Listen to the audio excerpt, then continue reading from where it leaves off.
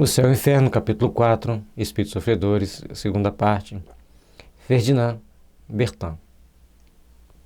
Nota: um médium do Havre evocou o espírito de pessoa dele conhecida que respondeu: quero comunicar-me, porém não posso vencer o obstáculo existente entre nós. Sou forçado a deixar que se aproximem estes infelizes sofredores. Seguiu-se então a seguinte comunicação espontânea.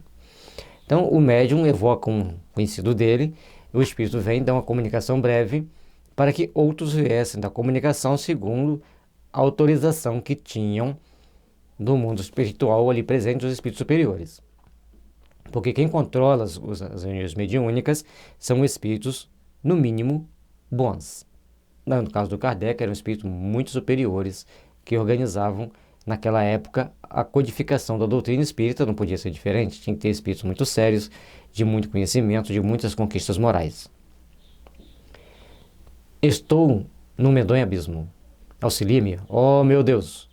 Quem me tirará deste abismo? Quem socorrerá com mão piedosa o infeliz tragado pelas ondas? Por que toda parte o mergulho das vagas? E nem uma palavra amiga que me console e ajude neste momento supremo. Entretanto, esta noite profunda é bem a morte com seus horrores, quando eu não quero morrer. Então o espírito, ele está revivenciando o momento da morte, uma morte dolorosa, que ele está sendo afogado, e ele começa então a querer ouvir uma palavra de consolo, a querer ter algum tipo de apoio, mas ele está morrendo em alto mar, não vai encontrar isso. Oh meu Deus, não é a morte futura, é a morte passada. Estou para sempre separado dos que me são caros. Vejo meu corpo e o que há pouco sentia era apenas a lembrança da angustiosa separação. Tende piedade de mim, vós que conheceis o meu sofrimento, orai por mim, pois não quero mais sentir as lacerações da agonia como tem acontecido desde a noite fatal. Então ele morre e fica revivenciando todo o momento da sua morte. Ele fica dentro daquele pesadelo psíquico, né? Ele sendo espírito, um pesadelo de espírito, revivenciando aquele momento final da morte, sofrendo as sensações e os sentimentos daquele momento final da morte. E aí, ele estava lá pedindo que as pessoas intercedessem por ele, que fizessem oração por ele, que já entende que precisa de oração. Ele só não entende ainda que ele deve fazer as orações.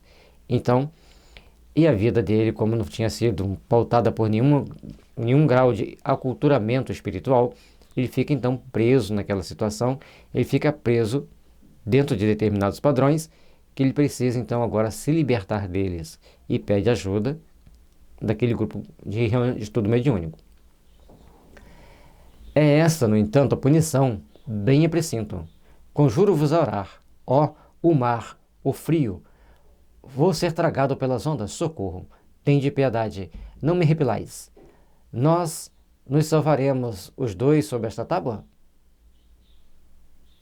Aliás, é uma exclamação, né? Nós nos salvaremos os dois sob essa tábua. Ó, afogo-me, as vagas vão tragar-me, sem que aos meus reste o consolo de me tornarem a ver. Mas não, que vejam, meu corpo balançando pelas ondas. Então aqui, ele revivencia o momento da morte, aquela aflição, ele fica parado naquele momento da morte. E isso é um processo muito complicado para o espírito, porque ele está parado. Não importa quanto tempo já passou, ele está preso àquele momento da morte em alto mar. E ele vai revivenciando a situação, revivenciando, pedindo ajuda, pedindo socorro, num grande desespero. As preces de minha mãe serão ouvidas. Pobre mãe, se ela pudesse supor seu filho tão miserável como realmente o é, de certo pediria mais. Então a mãe achava que ele era uma pessoa muito boa, fazia orações como se fosse uma pessoa muito boa, mas ele queria que ela pedisse mais a Deus. Pedisse para ele ser ajudado, para ser amparado, para ser auxiliado das mais variadas formas, porque ele estava num grande sofrimento, numa grande dificuldade de se libertar daquele momento da morte, se libertar daquela situação que ele estava vivenciando.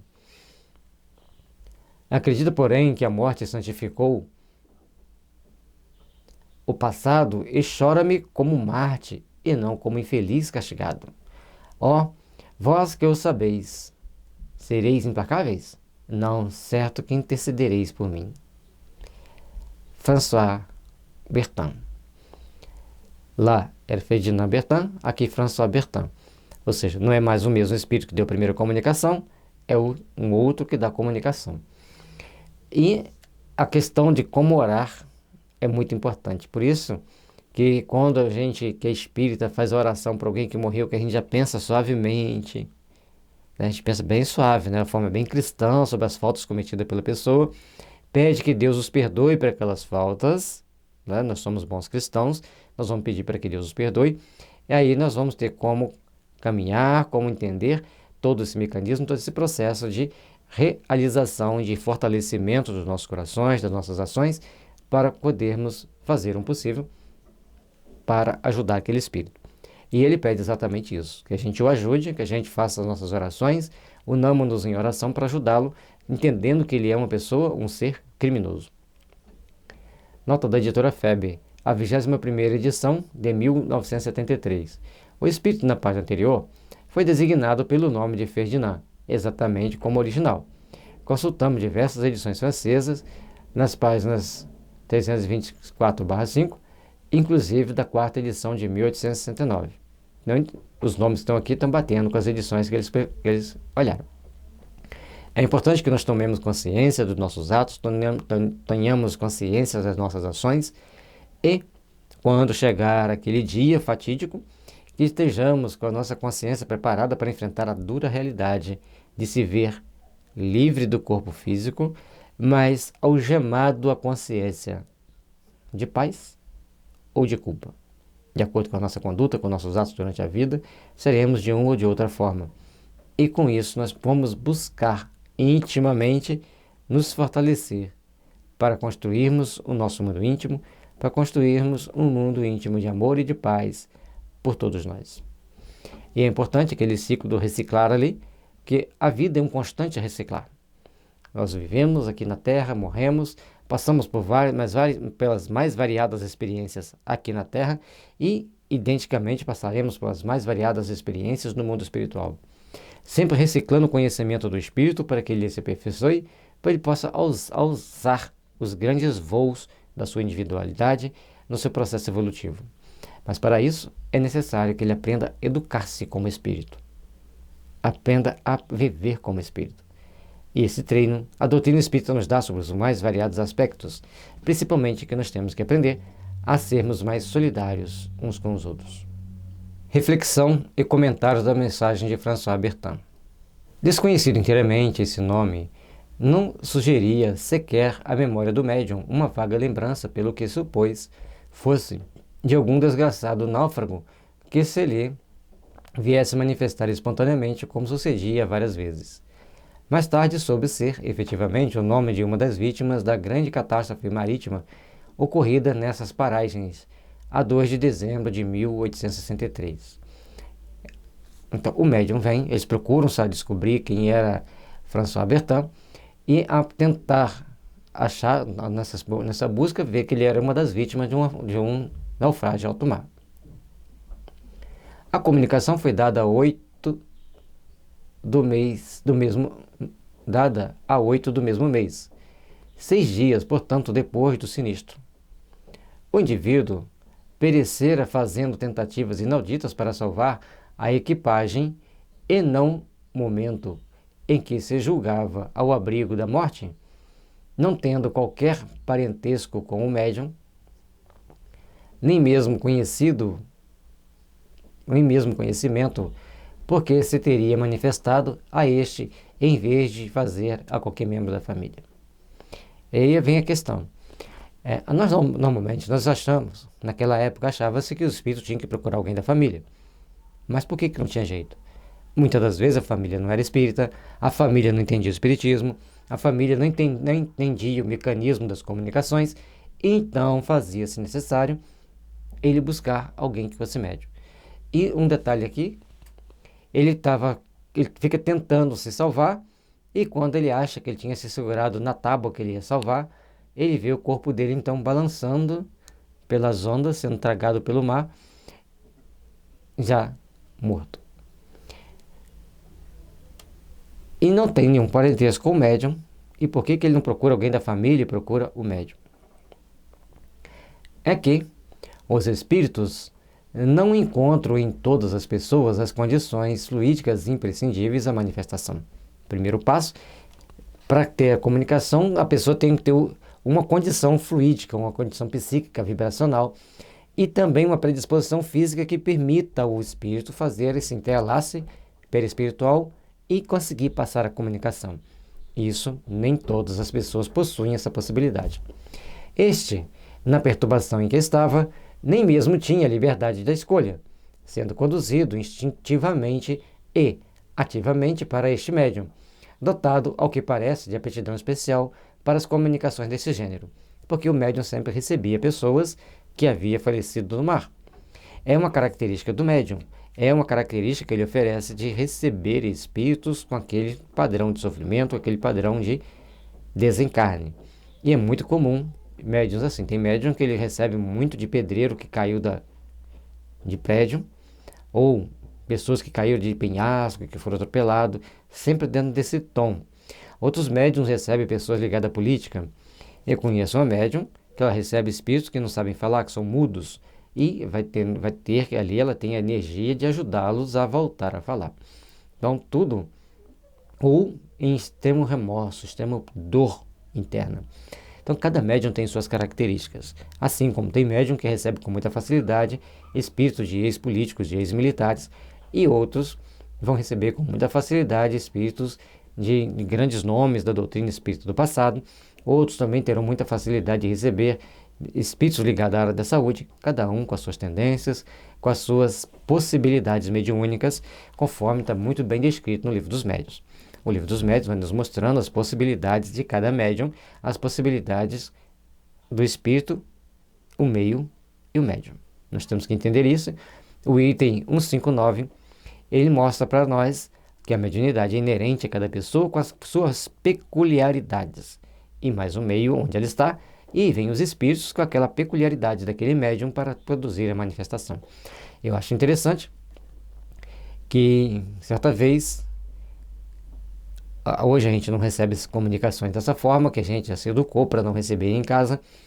Eu estava em casa, então peguei o papel que estava em cima da mesa e uma caneta e escrevi a mensagem da minha tia-avó. Ela passou várias mensagens muito bonitas, e uma ela falando das dificuldades dos filhos dela e como que eles deveriam agir.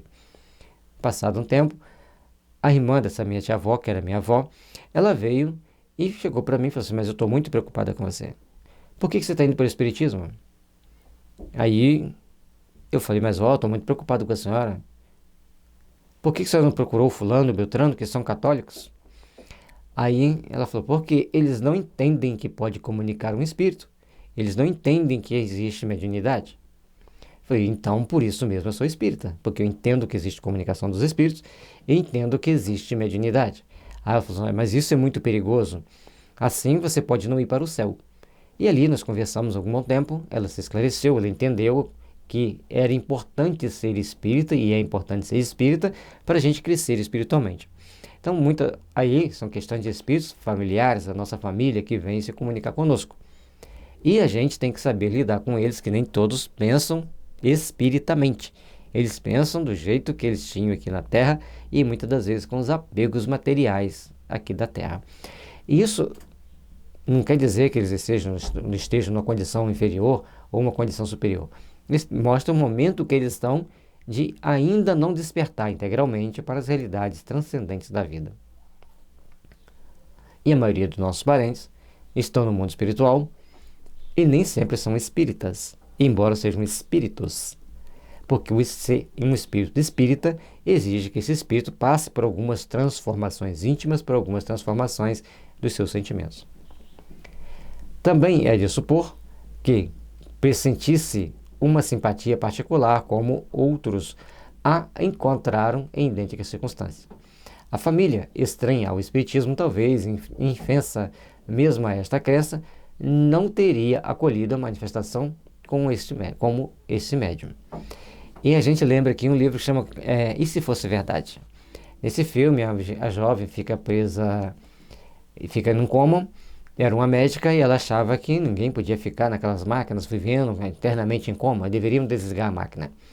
E a irmã dela, que também era médica, estava preparando para o momento de desligar a máquina e ela não queria que desligasse.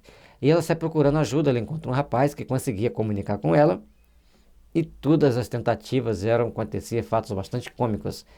Então procure esse filme chama-se E Se Fosse Verdade.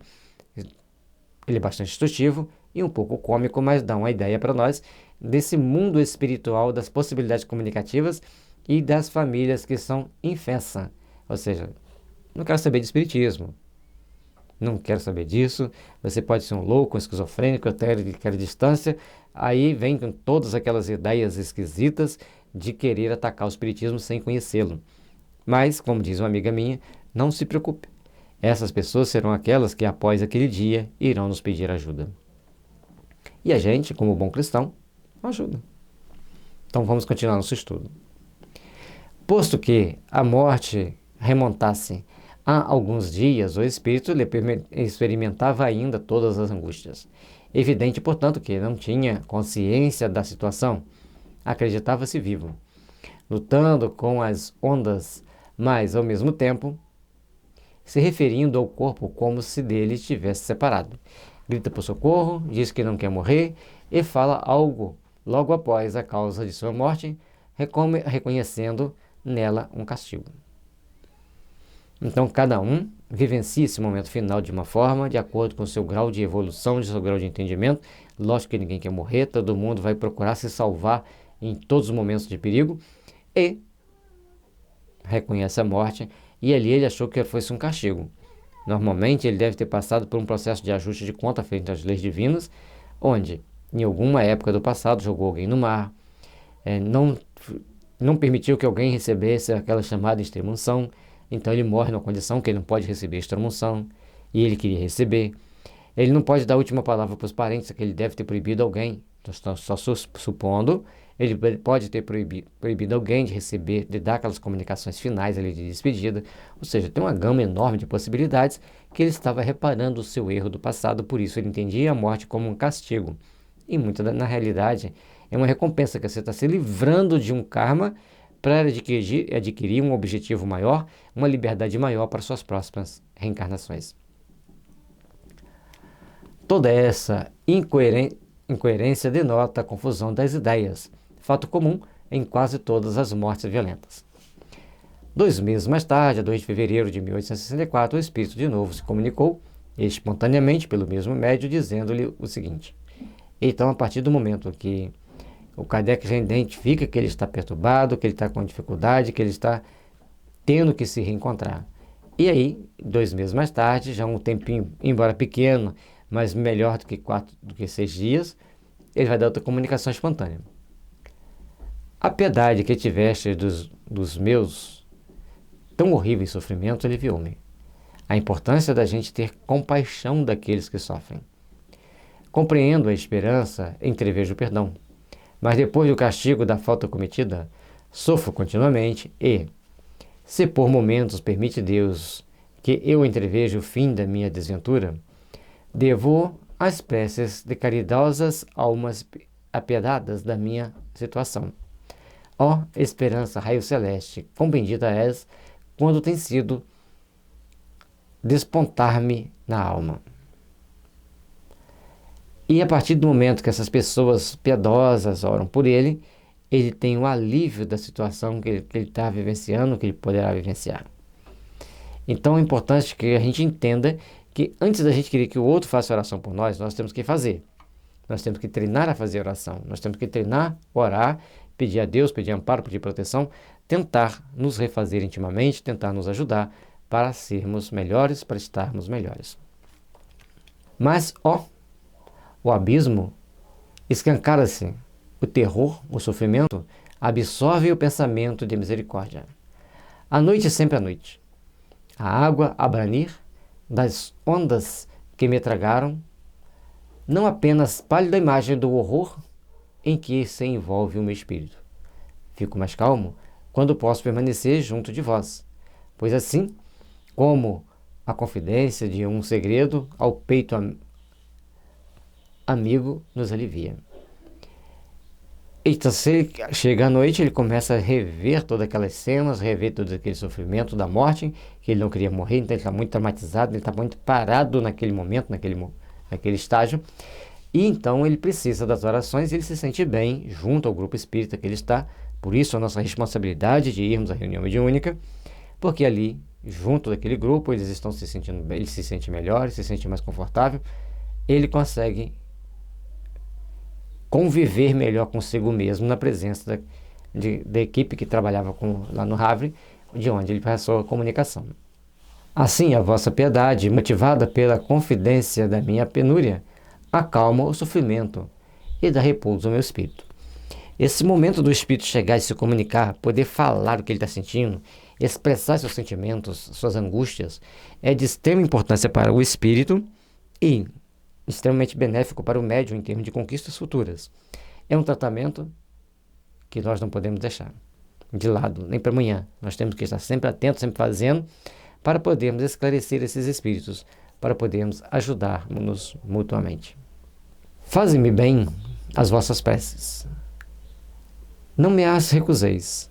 Não quero reapossar-me deste hórrido sonho que se transforma em realidade quando vejo. Tomai o lápis mais vezes, muito me aliviará o comunicar convosco.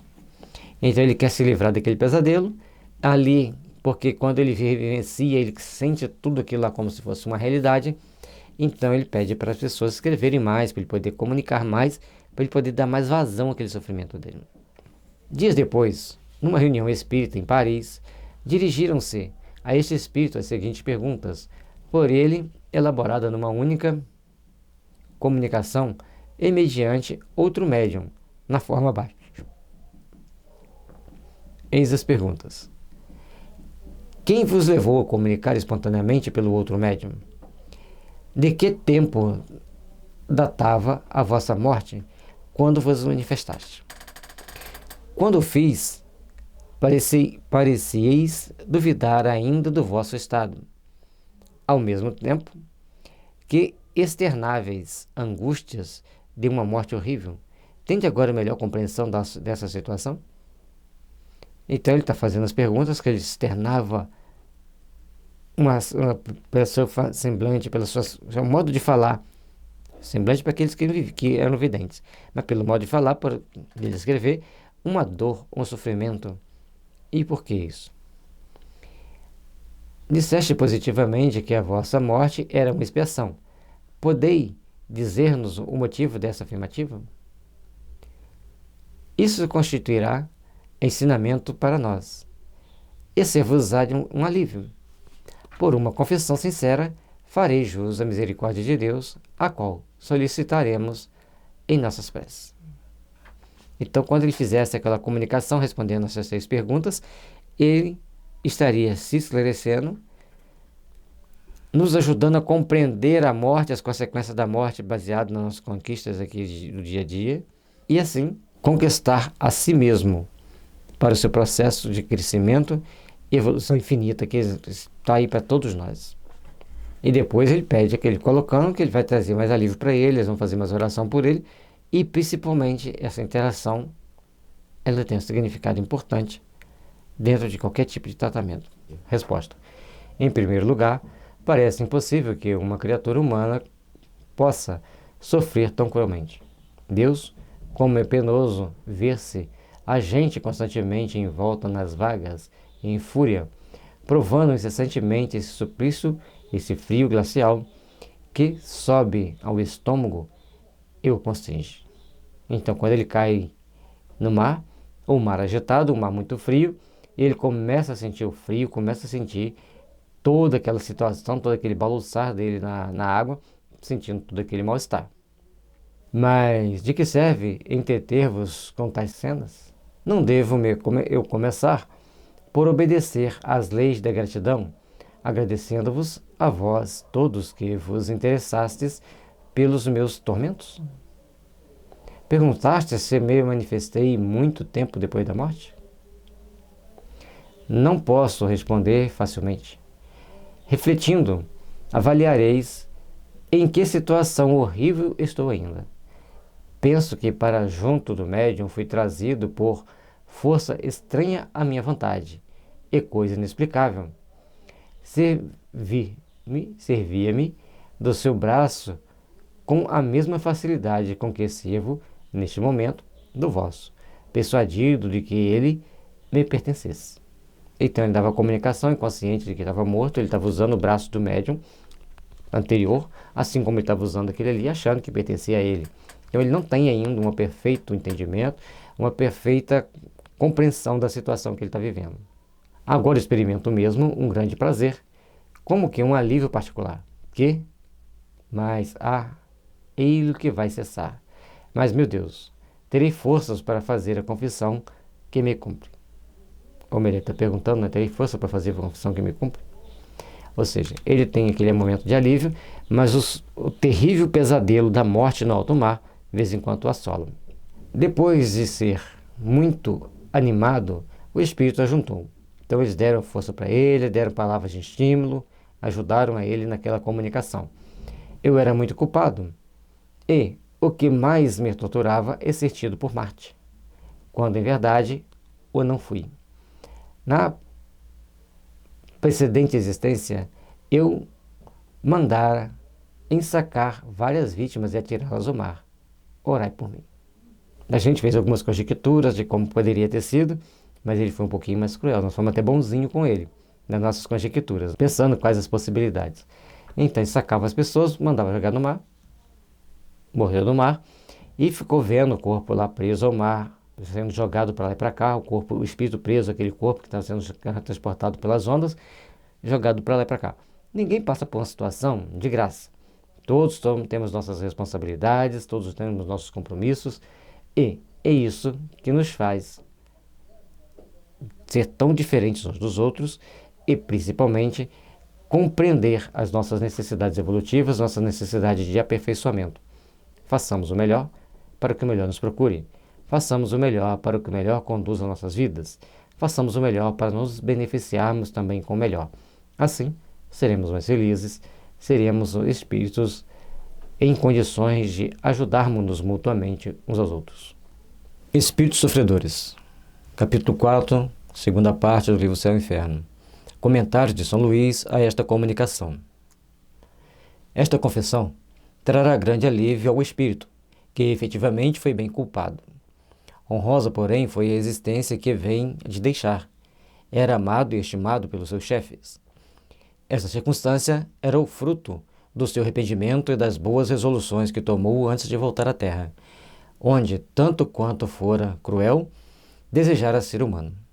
Então ele agia com muita crueldade, agia com muita maldade mesmo, e ao retornar para este momento dessa prova reencarnatória de expiação, então ele começa a se tornar uma pessoa mais humana, mais respeitadora, e com isso ele granjeia a simpatia dos seus superiores, dos seus subordinados, e ele então consegue desempenhar bem as suas atividades, as suas funções.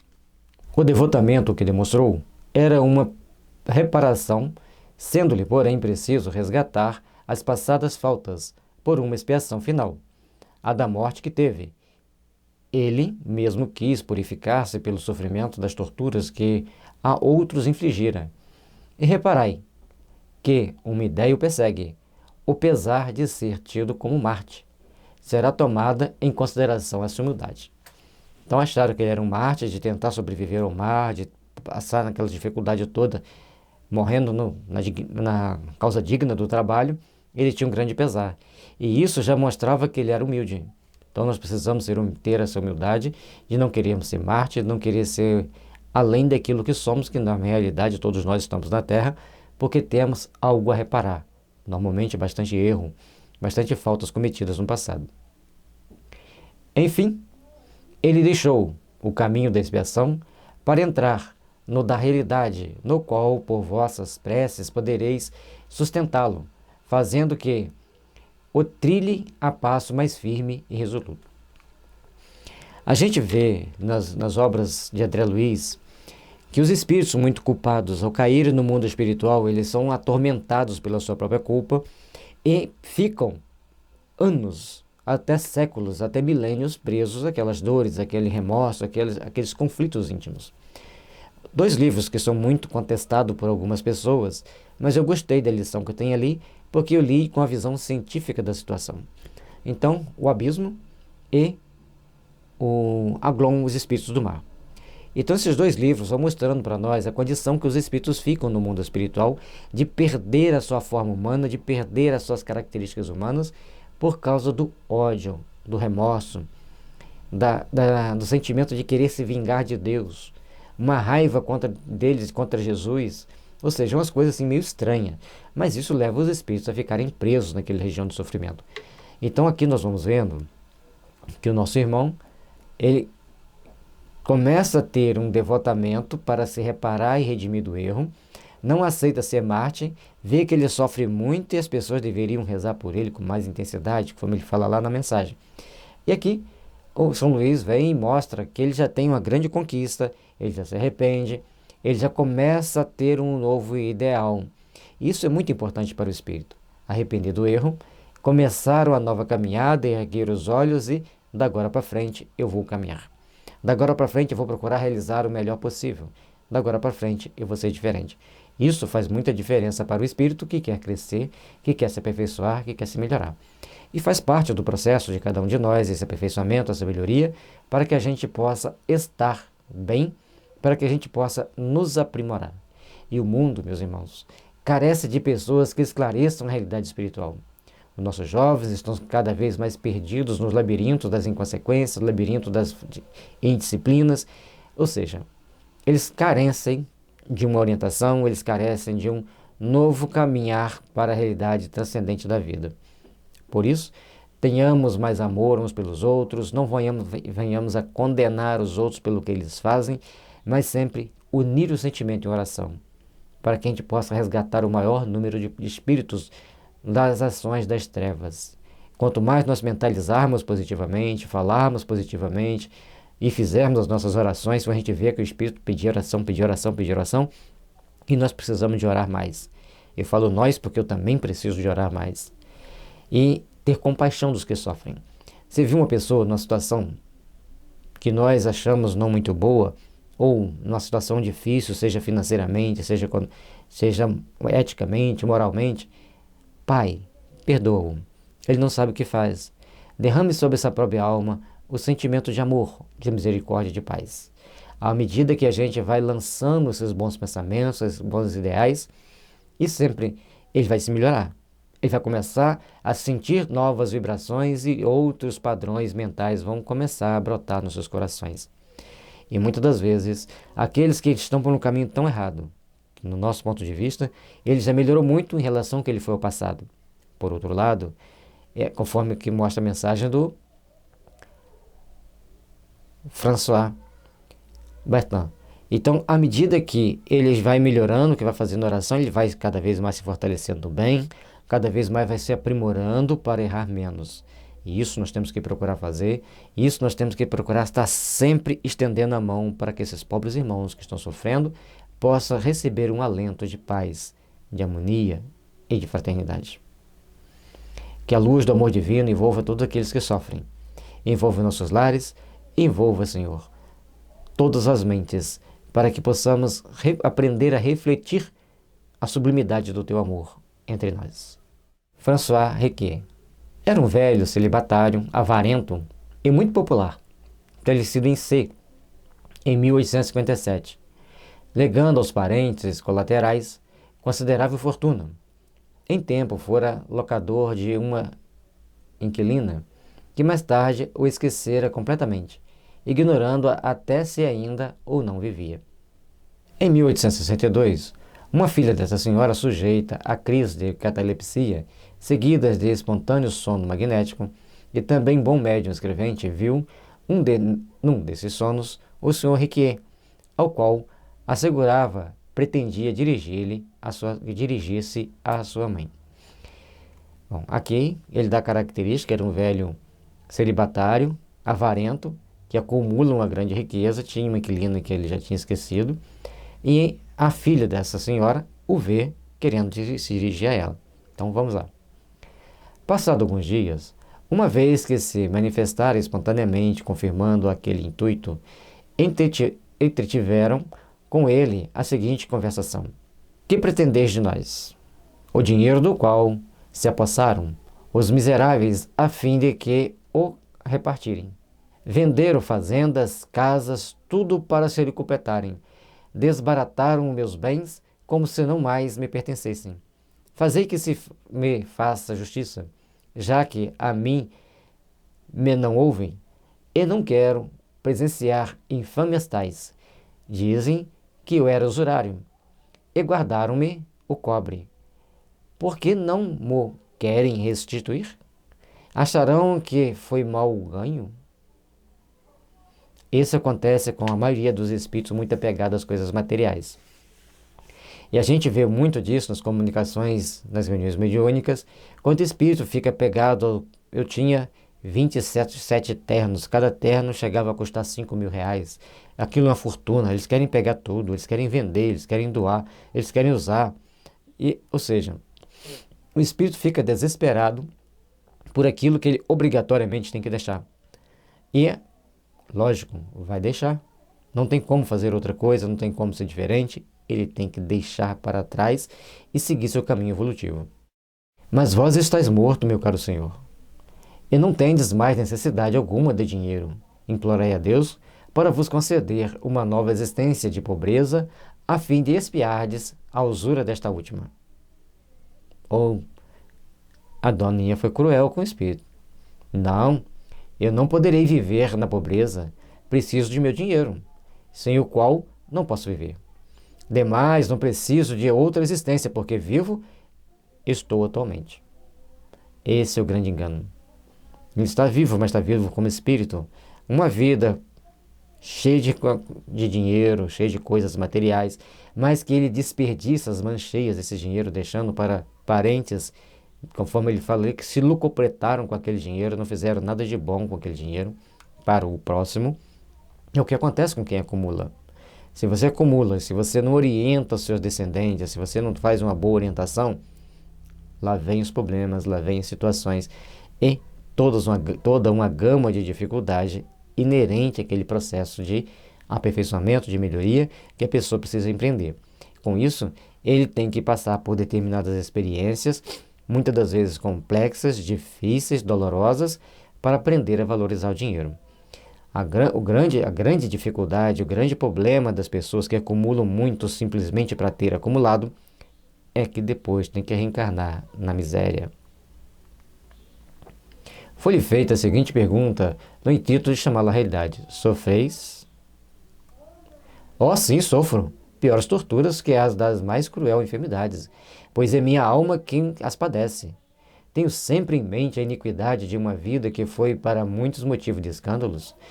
Tenho a consciência de ser um miserável indigno de piedade, mas o meu sofrimento é tão grande que mister se faz, me auxilie a sair desta situação deplorável.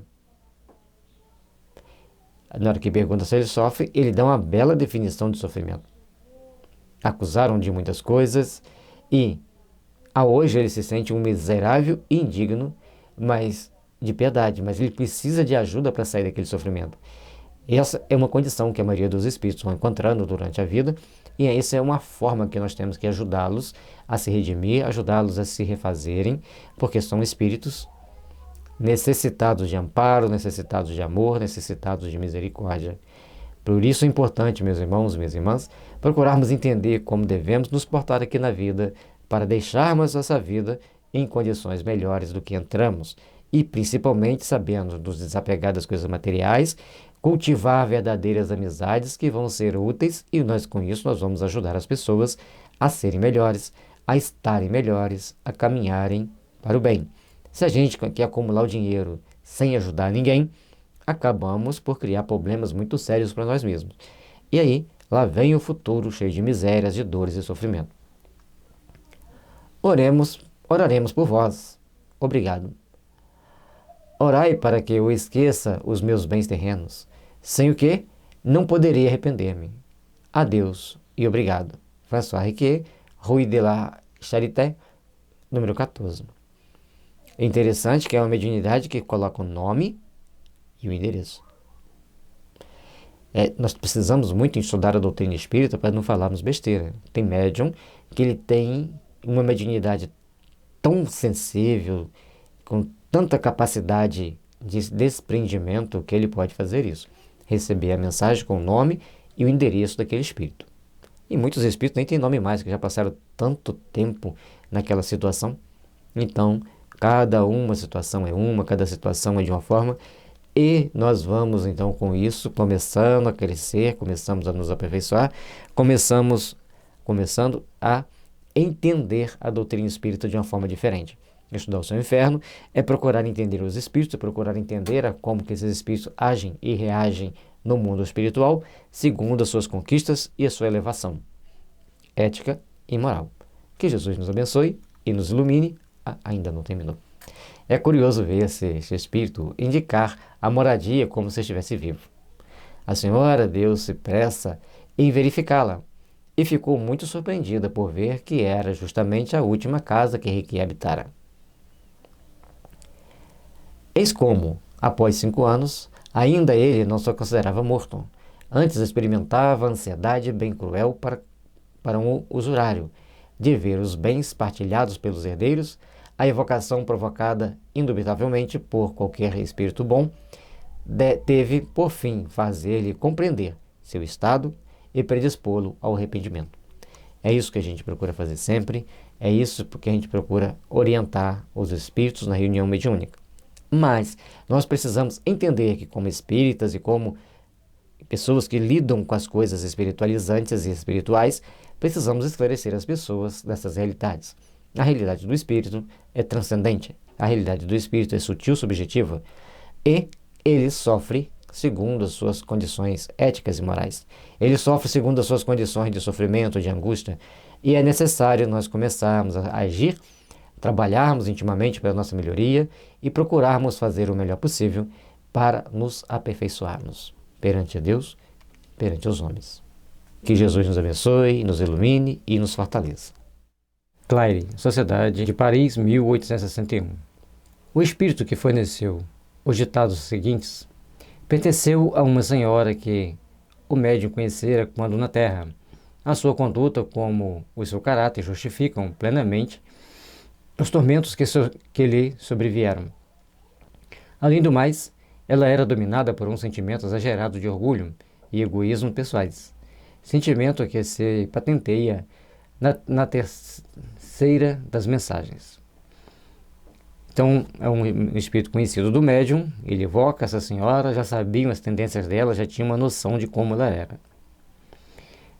Quando pretende que o médium apenas se ocupe com ela, as comunicações foram obtidas em diferentes épocas, sendo que as 3 últimas já denotam sensível progresso nas disposições do espírito, graças ao cuidado do médium que empreendera a sua educação moral. É importante nós entendermos que essas comunicações que se dá hoje e normalmente em todas as épocas sempre tiveram comunicações desde a criação do espiritismo, que é a função do médium educar aqueles espíritos, conduzi-los a um sentimento de perfeição, um sentimento de autoaperfeiçoamento. E tanto o médium quanto hoje nós temos o dialogador, ambos precisam estar bem afinado, bem ajustado com aquele padrão da justiça divina, do entendimento da justiça divina, das leis divinas. Tem que também entender as forças que gerenciam a Terra um pouquinho para saber dialogar com certos espíritos. É necessário, sim, que todos nós consigamos estabelecer o contato, estabelecer um padrão de entendimento que nos fortaleça, que venha nos colocar em prática um sentimento de construção de um mundo melhor. Eis-me aqui, eu, a desgraçada Claire. Que queres tu que te diga? A resignação, a esperança não passam de palavras. Para os que sabem que, inumeráveis como as pedras da saraivada, os sofrimentos lhe perdurarão. na sucessão interminável dos séculos. Posso suavizá-los, dizes tu? Que vaga palavra. Então o espírito já tem aí uma arrogância bem caracterizada, porque está vendo que está sofrendo, entende que está sofrendo, mas também não quer suavizar. Está preso àquele conceito, está preso àquelas ideias que ele não quer se libertar delas. Onde encontrar coragem e esperança para tanto? Procura, pois, inteligência obtusa, compreender o que seja um dia eterno. Um dia, um ano, um século, que sei eu? Se as horas o não dividem, as estações não variam, eterno e lento como a água que o rochedo roreja. Este dia, execrando, maldito, pesa sobre mim como avalanche de chumbo. Eu sofro. Em torno de mim, apenas sombras silenciosas e indiferentes. Eu sofro. Bom, apesar de toda arrogância, ela já admite que sofre. E admitir que sofre já é um passo importante para o espírito, para ele poder começar a entender que ele tem que dar uma aplainada no seu ego, uma aplainada no seu sentimentalismo para si mesmo e começar então a crescer em entendimento para saber portar-se perante as leis divinas e começar então a crescer para Deus, crescer no seu aprimoramento íntimo. Contudo, sei que acima desta miséria reina o Deus Pai, para o qual tudo se encaminha. Quero pensar nele, quero implorar-lhe misericórdia. Debato-me e vivo, de rojo como os estropiados, que rasteja ao longo do caminho. Não sei que poder me atrai para ti. Talvez sejas a salvação. Então a pessoa, esse espírito, já entende que existe um Deus, que existe um ser soberano, um ser justo, mas ela apenas rasteja pelo seu caminho evolutivo e eu acho admirada de algum poder maior atraí-la para aquele local, para aquela pessoa. Foi no caso da evocação, o sentimento de amor, de misericórdia que o médium teve para com ela. E nesse momento, então, ela vai se manifestando, vai mostrando as suas dores íntimas, apesar das constantes pontas de arrogância, vai mostrando as suas dores íntimas para começar, então, a compreender a necessidade de se melhorar e de se aperfeiçoar. Eu te deixo mais calma, mais reanimada, qual a anciã enregelada que se aquece a um raio de sol. Gélida minha alma se reanima à tua aproximação. E aí ela está mostrando que ela procura uma salvação e quando ela chega perto dessa pessoa com a alma gelada, como ela diz, gélida, ela se sente mais reanimada, se sente melhor quando está perto da pessoa que a convidou, que a invocou. Ou seja, ela sente um bem-estar. Essa questão de nós termos compaixão por aqueles que sofrem vai ser muito importante, para podermos induzi-los para o caminho da redenção, para o caminho da salvação. E todos os espíritos que estão no mundo espiritual precisam de oração. Por isso, é importante nós lembrarmos que as seitas romanas diziam que tínhamos que fazer culto aos nossos antepassados.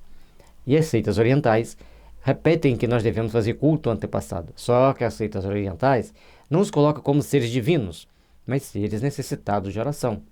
E à medida que a gente faz oração pelos nossos antepassados, nossos caminhos se abrem, nossos caminhos se tornam mais amenos, nossos caminhos se tornam mais aperfeiçoados.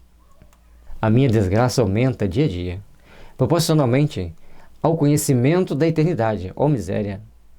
Malditas sejam as horas de egoísmo e inércia nas quais, esquecida de toda a caridade, de todo o afeto, eu só pensava no meu bem-estar. Malditos interesses humanos, preocupações materiais que me cegaram e perderam agora o remorso do tempo perdido. Então a pessoa passou por um conjunto de situações na Terra, aproveitou a vida em coisas apenas para o seu egoísmo, para a sua vaidade, e ao chegar no plano espiritual ela vê com grande remorso essa situação, quer reparar o erro, mas como? Para reparar o erro precisa de tomar algumas atitudes positivas e construtivas, e é assim que nós vamos procurar construir e edificar as forças do bem. Que te direi a ti, que me ouves? Olha, vela constantemente. Ama os outros mais que a ti mesmo. Não retardes a marcha, nem engordes o corpo em detrimento da alma. Vela conforme pregava o Salvador aos seus discípulos. Não me agradeças este conselho, porque se o meu espírito os concebe, o coração nunca os ouviu. E aí vem as questões que nós devemos procurar passar para as pessoas. Cuide da sua alma. Cuide do seu espírito. Porque daqui a pouco, a vida é muito curta, nós depararemos com a nossa consciência frente à eternidade.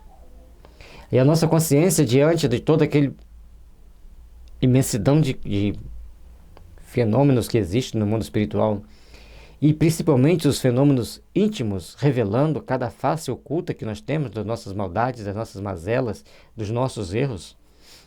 Se nós não tivermos a contrabalança da caridade, o que faremos? Se nós não tivermos a contrabalança da caridade, como nos depararemos perante o juiz implacável da consciência? Por isso que é importante a gente estudar doutrina espírita, e por isso que é importante estudar Céu e Inferno, porque aqui está nos mostrando que nós temos uma responsabilidade muito grande de nos ajudar, nós temos uma responsabilidade muito grande de procurarmos fazer realmente o melhor uns pelos outros. E, como ela mostra, ela deu os conselhos, mas ela nunca os ouviu em vida. Qual o cão escorraçado, rastejando de medo, assim me humilho, eu, sem conhecer ainda o voluntário amor. Muito tarda a sua divina aurora a despontar. Ora, por minha alma dessecada e tão miserável. Ela se sente então como um cachorro escorraçado que sai com o rabinho das pernas, todo agachadinho pelos cantos, porque ainda não conhece o amor que transcende, o amor que busca fazer o bem, o amor que busca ajudar, o amor que busca orientar. Esse amor que nós devemos então começar a colocá-lo em nossa vida, empreendê-lo em nossas ações, é ele que vai nos guiar, que vai nos orientar pelos caminhos que nós precisamos passar para a nossa própria redenção. Por isso, vamos começar a fazer nossas devidas reflexões para podermos alcançar a paz verdadeira que deve existir em nossas almas, em nossos corações. Temos amor pelos que sofrem? Procuramos fazer algo de útil para aqueles que estão em desespero, que estão em agonia? Reflitamos. Por que me esqueces? Até aqui venho procurar-te. Acreditas que preces isoladas e a simples pronúncia do meu nome bastarão ao apaziguamento das minhas penas? Não, 100 vezes não. Eu urro de dor, errante, sem repouso, sem asilo, sem esperança, sentindo o aguilhão eterno do castigo, a enterrar-me na alma revoltada. A alma revoltada é um dos princípios básicos para que as pessoas entendam que irão passar por determinados processos de ajuste frente às leis divinas para começar então a crescer. E é necessário que ela comece então a entender que não é as preces que tem isoladas para ela são o primeiro passo para que ela comece então a começar a entender as regras que existem no mundo espiritual e fazer sua transformação íntima. E aqui dá a entender que ela ainda não se arrependeu. Quando ouço os vossos lamentos, rio-me, assim como quando vos vejo abatido. As vossas efêmeras misérias, as lágrimas, tormentos que o sono susta, que são? Durmo eu aqui? Quero, ouviste? Quero que, deixando das tuas lucubrações filosóficas, te ocupes de mim, além de fazeres com que outros mais também se ocupem. E aí vem a questão do egoísmo. Sabendo o caminho da sua própria redenção, que ela tinha que deixar ser mais altruísta, Ela continua com o sentimento egoísta de querer tudo para ela, quer que o médium se ocupe mais dela. Quando ouço os vossos lamentos, rio-me, assim como quando vos vejo abatido. As vossas efêmeras misérias, as lágrimas, tormentos, que o som assustam, que são? Durmo eu aqui? Quero ouvistes. Quero que, deixando as tuas locubrações filosóficas, te ocupes de mim. Alguém, além de fazeres, com que outros mais também se ocupem. A pessoa, o espírito está procurando ser ajudado, está precisando de ajuda, quer um amparo especial para ele, quer que as pessoas, que o médium principalmente cuide mais dele, que já é um passo de grande vaidade, de grande arrogância e também de egoísmo, porque tem tantas situações, ela mesma faz as perguntas, deixa sem resposta, ou verão agora. Não tenho expressões para definir esse tempo que se escoa, sem que as horas lhe assinalem períodos. Vejo apenas um tênue raio de esperança. Foste tu que me deste.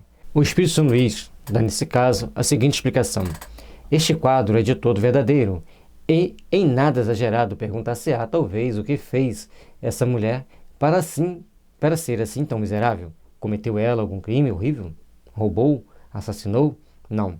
Ela nada fez que afrontasse a justiça dos homens. Ao contrário, divertia-se com o que chamais felicidade terrena.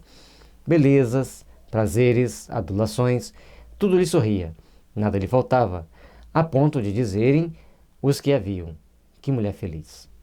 A felicidade do mundo não é a felicidade do mundo espiritual. No mundo espiritual nós precisamos ter algumas responsabilidades. Precisamos ter aqui na Terra dedicado alguma coisa ao próximo, ou alguma coisa útil, para lá podermos receber as bênçãos necessárias no nosso processo evolutivo. Por isso, a nossa necessidade aqui de procurarmos entender a doutrina espírita, porque a doutrina espírita nos mostra as possibilidades de estarmos melhor no mundo espiritual, tendo feito melhor aqui pelo nosso próximo. Levar uma vida egoísta aqui, levar uma vida aqui totalmente sem as responsabilidades espirituais, é você criar para si mesmo situações bem deploráveis e bem constrangedoras no mundo espiritual. E invejavam-lhe a sorte, mas quereis saber? Foi egoísta, possuía tudo, exceto um bom coração. Não violou a lei dos homens, mas a de Deus, visto como esqueceu a primeira das virtudes, a caridade. Não tendo amado senão a si mesma, agora não encontra ninguém que a ame, e vê-se insulada, abandonada ao desamparo no espaço, onde ninguém pensa nela, nem dela se ocupa. Essa pobre alma, desalentada no mundo dos espíritos, se sente sozinha, vazia, e essa solidão e esse vazio é o que faz sofrer, mas a ela ainda não tomou consciência dos seus erros, das suas vulgaridades. Eis o que constitui o seu tormento. Tendo apenas procurado os prazeres mundanos, que hoje não mais existem, o vácuo se lhe fez em torno, e, como vê, apenas o nada. Este lhe parece eterno. Ela não sofre torturas físicas, não vem atormentá-la os demônios, o que é, aliás, desnecessário, uma vez que se atormenta a si mesma. O tormento dela é a solidão, o vazio, o vácuo. Esse vazio, esse vácuo, essa solidão que ela se deixou levar por tomar atitudes muito egoístas, é agora a sua punição. Como ela era uma pessoa muito bonita, da alta sociedade, todo mundo ficava paparicando, no mundo espiritual não tem isso. Lá tem aquilo que você fez para o bem, aquilo que você fez pelo seu próximo, aquilo que você fez por quem está em situação de desespero, de angústia, e por aí vai. E, portanto, a nossa necessidade é sempre procurar fazer o bem. E isso lhe é mais doloroso quanto, se tal acontece, os demônios seriam seres a ocuparem-se dela. O egoísmo foi a sua alegria na terra. Pois bem, é ainda ele que a persegue. Verme a corroer-lhe o coração, seu verdadeiro demônio. São Luís. Essa pobre alma desesperada, sem esperança, se sente sozinha. Nem inimigos para perturbá-la ela tem. O seu castigo é vivenciar a sua solidão, porque aqui na Terra também ela teve a solidão íntima. Aqueles momentos de andar dentro da sociedade, aqui e ali, procurando os prazeres do mundo. Prazer de fazer uma compra extravagante, prazer de usar uma roupa extravagante, prazer de se exibir dentro da sociedade, nesse sentido que a gente está falando. E agora no mundo espiritual não tem nada disso. Isso ela não fez o bem, ela se sente desprotegida, desamparada e sozinha. E essa solidão é que marca o seu caminho, que marca o seu processo de evolução, que marca o seu novo destino. O que ela tem que fazer para se redimir? Procurar enxergar-se a si mesma com um coração mais depurado. Um coração que sabe pensar no próximo, que saiba pensar no outro. Paz e luz. Que Jesus nos abençoe e nos ilumine. Segunda parte do diálogo com Claire. Falar-vos-ei da importante diferença existente entre a moral divina e a moral humana. A primeira assiste a mulher adúltera no seu abandono e diz aos pecadores: arrependei-vos, e aberto vos será o reino dos céus. Então, a moral divina nos dá a oportunidade de começarmos a repensar a nossa vida aqui na Terra e tomarmos uma nova dimensão. Ao mostrar o caminho da salvação, que é o arrepender dos erros, da vulgaridade, das atitudes sem nexo, sem sentido que foi tomada, e começarmos a entender a oportunidade de crescermos, a oportunidade de nos fazermos valer para edificar as forças do bem em nossas vidas. Precisamos, assim, começar a dimensionar a nossa vida, redimensionar a nossa existência para um caminho que nos ilumine, que nos impulsione às grandes realizações. Finalmente, a moral divina aceita todo arrependimento, todas as faltas confessadas, ao passo que a moral humana rejeita aquele e sorri aos pecadores ocultos que, diz, são em parte perdoados. Cabe a uma a graça do perdão, a outra a hipocrisia. Escolhei espíritos ávidos da verdade. Ao falarmos da moral divina e da moral dos homens, uma grande diferença existe. E aqui, Claire já dá uma comunicação voltada para o entendimento de que existe essa diferença, de que existe a possibilidade da gente procurar se redimir, procurar se aperfeiçoar. E isso é muito importante para nós. Escolhei entre os céus abertos ao arrependimento e à tolerância que admite o mal, repelindo os soluços do arrependimento, francamente, planteado só para não ferir o seu egoísmo e preconceitos. Arrependei-vos, todos vós que pecais, renunciai ao mal e principalmente à hipocrisia, véu que é a torpeza, véu que é de torpezas, máscara risonha de recíprocas conveniências. E essas necessidades que ela está mostrando ali para a gente, da gente procurar se aperfeiçoar, se melhorar e procurar, acima de tudo, entender que nós temos que nos arrepender dos nossos erros, das nossas falhas, dos nossos vacilos, por mínimo que seja, e começarmos então a trilhar um caminho redentor, um caminho iluminativo, um caminho que vem pulsar em nossos corações, iluminar nossos caminhos para as realizações íntimas do Espírito Imortal. Procuremos, pois, trabalhar intimamente para as realizações do amor, da paz e da fraternidade. Procuremos, pois, trabalhar intimamente para o crescimento, pelo aprimoramento de nossos ideais superiores. Estou mais calma e resignada à expiação das minhas faltas. O mal não está fora de mim, reside em mim. Devendo ser eu que me transforme e não as coisas exteriores. Aqui ela já começa a dar um grande salto de entendimento, de compreensão, vendo que o erro maior está dentro delas, os padrões de erro, de preconceitos que ela carrega, a sua negligência aqui na Terra é que constitui isso o motivo maior de sofrimento. E no mundo dos espíritos, nós temos que procurar fazer esse aprimoramento, fazer esse aperfeiçoamento, para podermos verdadeiramente crescer. Em nós e conosco trazemos o céu e o inferno. As nossas faltas gravadas na consciência são ligadas correntemente no dia da ressurreição. E uma vez que o estado da alma vos abate ou eleva, somos nós os juízes de nós mesmos. Explico-me. Um espírito impuro e sobrecarregado de culpas não pode conceber nem anelar uma elevação que lhe seria insuportável. Para que você ascenda no plano espiritual, para que você procure estar mais próximo de Deus, você precisa fazer um grande aperfeiçoamento íntimo, uma grande melhoria. E todo instante da nossa vida nós temos que ficar atentos e pautando nossa existência nos caminhos iluminativos que nos impulsionam para as realizações excelsas do amor divino.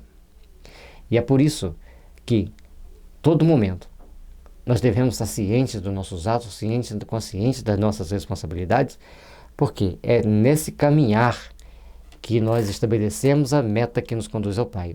Quanto melhor agirmos, quanto melhor praticarmos o bem, quanto mais reta a nossa consciência estiver perante a justiça divina, mais seremos impulsionados para subir. E, logicamente, se não estivermos muito sintonizados com as forças do bem, não estivermos muito sintonizados com as forças inerentes ao nosso processo de evolução, nós não conseguiremos buscar a nossa ascensão e começaremos a ter as nossas dificuldades maiores para nos aprimorarmos, para crescermos e para procurarmos estar melhor ao longo da nossa existência. Assim como as diferentes espécies de seres vivem, cada qual na esfera que lhes é própria, assim os espíritos, segundo o grau de adiantamento, movem-se no meio adequado às suas faculdades e não concebem outro, senão quando o progresso, instrumento da lenta transformação das almas, lhes subtrai as baixas tendências, despojando-os da crisálida do pecado. Esse impulsionar para crescer depende de como nós vamos entender os processos das leis divinas. Portanto, estudar o livro Céu e Inferno é uma das possibilidades que as forças celestes colocaram para nós, para que a gente possa entender que nós temos uma consciência. É porque nós possamos entender que nós temos um ser imortal dentro de nós, que na realidade a nossa essência é esse ser imortal, o Espírito. E ele é quem vai conduzir a nossa existência aqui na Terra. Logicamente, com as possibilidades e as dificuldades referentes à nossa carne, ao nosso estado de materialização no mundo. Mas, de todas as formas, nós temos que procurar nos aprimorar, esforçarmos-nos para sermos melhores, para sermos um pouco mais caridosos, um pouco mais solidários. Completando aqui a frase, despojando-os da crisálida do pecado, a fim de que possam adejar antes de se lançarem rápidos quais flechas para o fim único almejado, Deus, rastejo ainda, mas não odeio mais. Concebo a indizível felicidade do amor divino. Orai, pois, sempre por mim, que espero e aguardo. Então a pessoa está ali, está mostrando que ela já não rasteja tanto quanto estava antes, não tem aquele voo para chegar ao Pai com tanta velocidade, mas por outro lado, ela já faz orações, já faz pequenas reflexões, pede que continue orando por ela e ela aguarda essas orações, aguarda esse apoio psíquico das pessoas que estão na Terra. Nota: na comunicação a seguir, Claire fala de seu marido, que muito a martirizara, e da posição em que ele se encontra no mundo espiritual. Esse, quando que ela por si não pôde completar, foi concluído pelo guia espiritual do médium. Venho procurar-te a ti, que por tanto tempo me deixas no esquecimento. Vem mostrando, vem reclamando que ela esse incômodo, já que o médium era a pessoa que lembrava dela, que fazia orações por ela, ela tem aquele apego de querer que o médium faça mais oração por ela. Tenho, porém, adquirido paciência e não mais me desespero. Queres saber qual a situação do pobre Félix? Erra nas trevas, entregue a profunda nudez de sua alma. Superficial e leviano, aviltado pelo sensualismo, nunca soube o que eram o amor e a amizade. E aí dá notícia do marido que está errando nas trevas, andando simplesmente nu, por causa do seu comportamento leviano, sensual, falta de respeito ao próximo e sem saber vivenciar o amor e a amizade. Importante saber vivenciar o amor e a amizade. Nem mesmo a paixão esclareceu suas sombrias luzes. Seu estado presente é comparável ao da criança inapta para as funções da vida e privada de todo amparo. Félix vaga aterrorizado neste mundo estranho, onde tudo fulgura ao brilho desse Deus, por ele negado. Negar a Deus, negar a existência de Deus, deixar de respeitar os princípios divinos, traz graves problemas para a alma no mundo espiritual. Assistam 2 vídeos, 2 filmes, Nosso Lar e a Vida Continua, que vocês vão entender muito bem o que ela está dizendo aqui. O Guia do Médium. Vou falar por Claire, visto que ela não pôde continuar a análise dos sofrimentos do marido, nem compartilhá-los. Félix, superficial nas ideias como nos sentimentos, violento por fraqueza, devasso por frivolidade, entrou no mundo espiritual tão nu quanto ao moral, quanto ao físico. Em reencarnar, nada adquiriu e, consequentemente, tem de recomeçar toda a obra. Qual homem, ao despertar de prolongado sonho, reconhece a profunda agitação dos seus nervos, nesse pobre ser, saindo da perturbação, reconhecerá que viveu de quimeras que lhes desvirtuaram a existência. Viver de quimera, desvirtuar a existência, deixar de fazer as coisas necessárias ao processo evolutivo, ou seja, passou toda a sua vida fazendo nada. Ou fazendo muita coisa que não somou nada no seu crescimento espiritual. Aí eu vos pergunto, o que tem feito de especial? O que tem feito de bem para você mesmo e para a humanidade? É necessário revermos nossos atos, tomar atitudes mais conscientes, mais responsáveis, porque a vida necessita de pessoas conscientes das suas responsabilidades. Então, maldirá do materialismo que lhe dera o vácuo pela realidade. Apostrofará o positivismo que lhe fizera ter por desvários as ideias sobre a vida futura, como por loucura a sua aspiração, como por fraqueza a crença em Deus. O desgraçado, ao despertar, verá que esses nomes por ele escarnecidos são a fórmula da verdade, e que, ao contrário da fábula, a caça da pressa foi menos proveitosa que a da sombra. Temos que ter muito cuidado naquilo que a gente valoriza. E ele coloca ali que ele deu muito valor ao materialismo, viveu um vácuo de realidade que não existia, procurando um positivismo de agora em diante, que ele fizera. Ele vai entender que aquele positivismo que ele acreditou, que ele procurou viver, foi um dos culpados de ele começar a desfazer das coisas mais essenciais da vida. Entender a necessidade de compreendermos a vida futura, a aspiração de um mundo melhor e entender a força da crença em Deus. Tudo o contrário do que ele, da ideia que ele procurou somar, que ele procurou definir, procurou agitar em si mesmo. Cada um de nós temos que ter a nossa responsabilidade de construirmos, de edificarmos, de valorizarmos o bem, porque somente o bem vai nos conduzir ao Pai. o bem, pois somente o bem nos conduzirá de forma a prejudicarmos menos a nós e prejudicarmos em nada os outros. Paz e luz, que Jesus abençoe, ilumine e nos dê força para prosseguirmos essa jornada. Estudo sobre as comunicações de Claire. Estas comunicações são instrutivas por nos mostrarem principalmente uma das feições mais comuns da vida, a do egoísmo. Delas não resultam esses grandes crimes que atordoam mesmo os mais perversos, mas a condição de uma turba enorme que vive neste mundo, honrada e venerada somente por ter um certo verniz e isentar-se do opróbrio, da repressão das leis sociais. É importante a gente entender que nessa comunicação que Claire traz para nós, ela está representando a grande massa da população que se perde nos labirintos da vaidade, da arrogância, de enclausurar num castelo de egoísmo e que depois chega no mundo espiritual, se juntam uma turba de espíritos também sofredores quanto eles próprios e começam a atormentar a humanidade.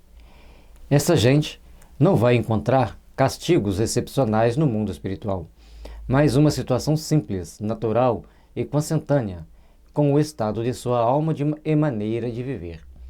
O insulamento, o abandono, o desamparo, eis a punição daquele que só viveu para si. Claire era, como vimos, um espírito assaz inteligente, mas de árido coração.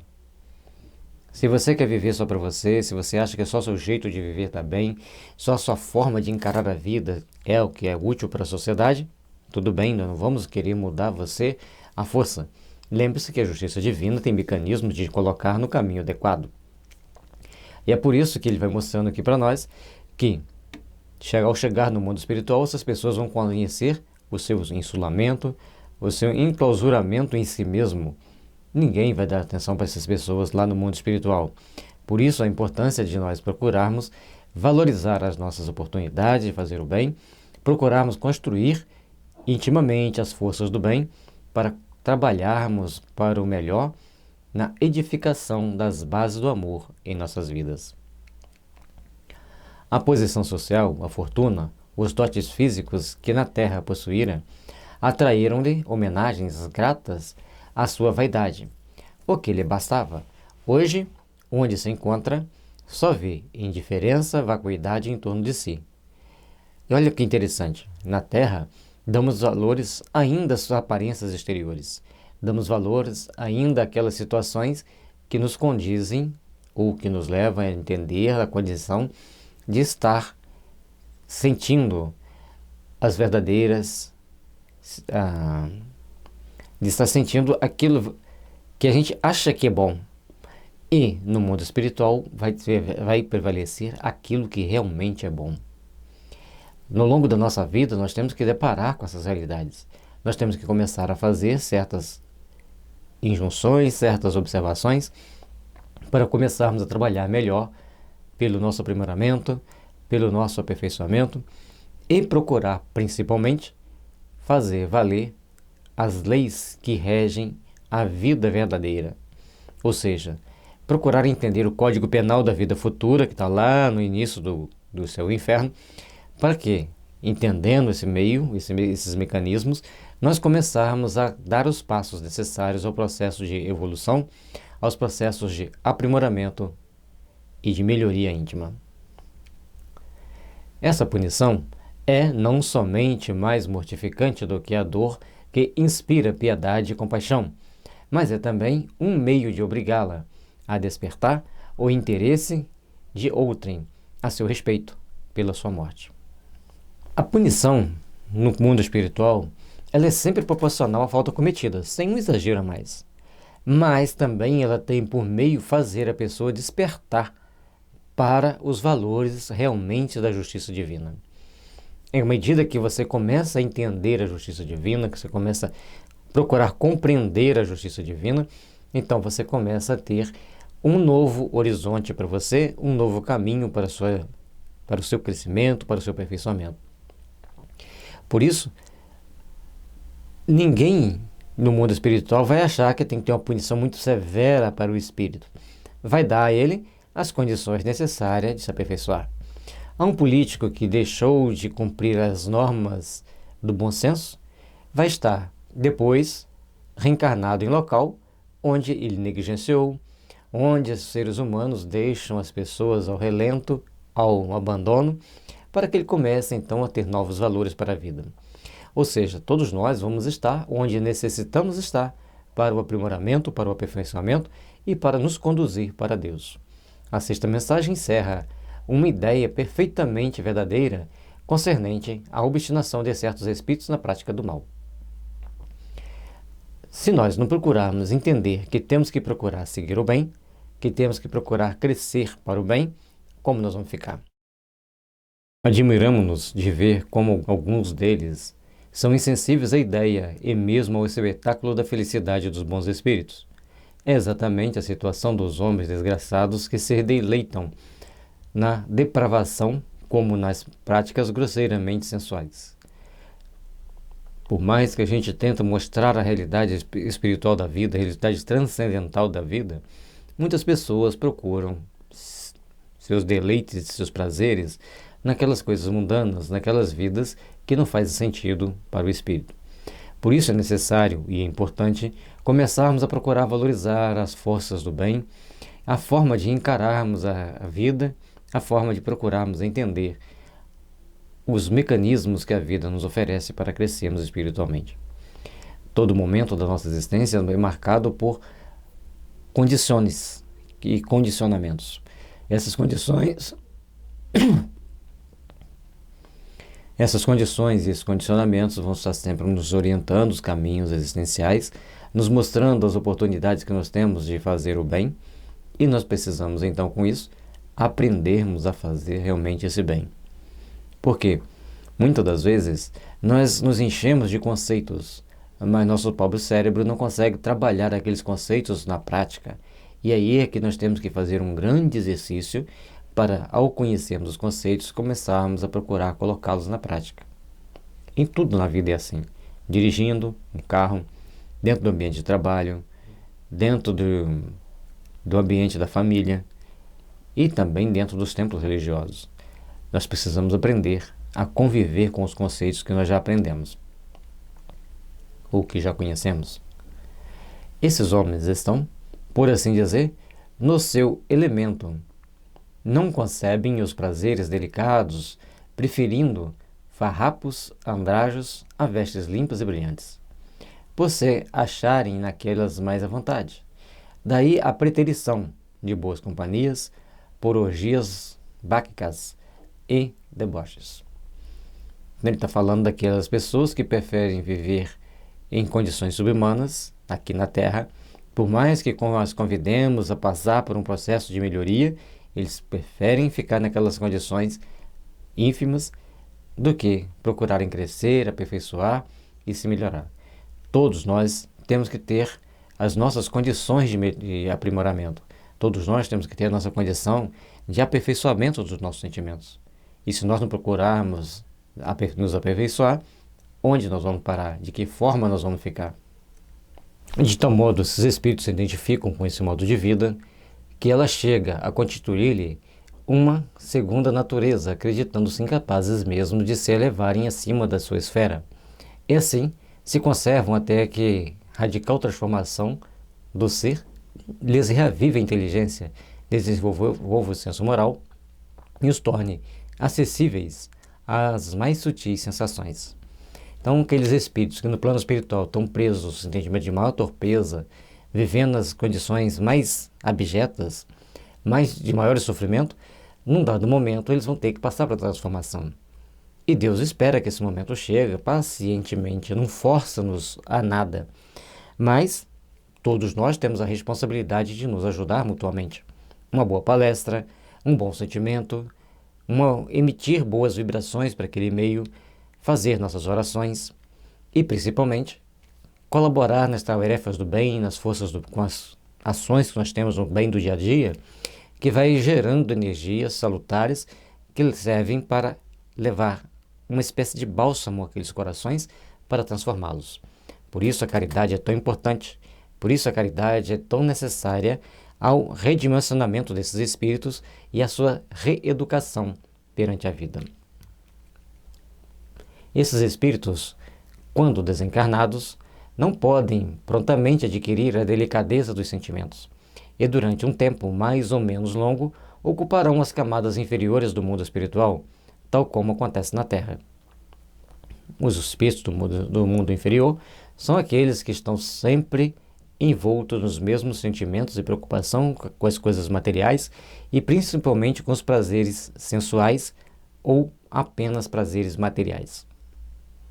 Assim, permanecerão enquanto rebeldes ao progresso, mas, com o tempo, a experiência, as tribulações e miséria das sucessivas encarnações chegará o momento de conceberem algo de melhor do que até então possuíam.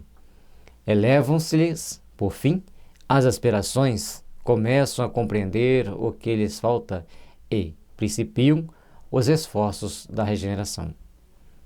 Todos nós temos que começar esse processo de regeneração, esse processo de refazimento íntimo, e todo momento nós temos que fazer essa regeneração dos nossos sentimentos. A todo momento nós temos que fazer esse processo de readequação das nossas ideias aos princípios enobrecedores da alma. Trabalhemos, pois, para a edificação do bem, para a edificação da paz, do amor e da fraternidade. Saibamos, pois, construir e edificar ao longo da nossa existência as forças que nos conduzem ao Pai. E somente conseguiremos fazer isso se nós soubermos amar verdadeiramente uns aos outros. Uma vez nesse caminho, a marcha é rápida, visto como compreender um bem superior, comparado ao qual os outros que não passam de grosseiras sensações acabam por inspirar-lhes repugnância. Então, a partir do momento que a gente começa a entender o caminho ascensional da alma, que a gente começa a entender o caminho de autoaprimoramento, de autoaperfeiçoamento, a gente começa então a seguir uma linha de ascensão. Ao seguirmos essa linha ascensional, nós começamos então a nos fortalecer, a nos aprimorar e começarmos a edificar as forças do bem em nós, começarmos a edificar as forças do amor em nossas almas. Aprendamos a trabalhar os nossos sentimentos, aprendamos a trabalhar no bem, aprendamos que tudo na nossa vida tem que ter uma conotação para o bem, para o belo, para o agradável e principalmente para a espiritualização nossa e de quem está ao nosso redor. À medida que começarmos a fazer isso, começarmos a modificar esses caminhos que vão nos conduzir ao Pai, aí nós vamos nos tornar pessoas melhores, nós vamos nos tornar pessoas com melhor condicionamento espiritual para prosseguirmos rumo ao Pai.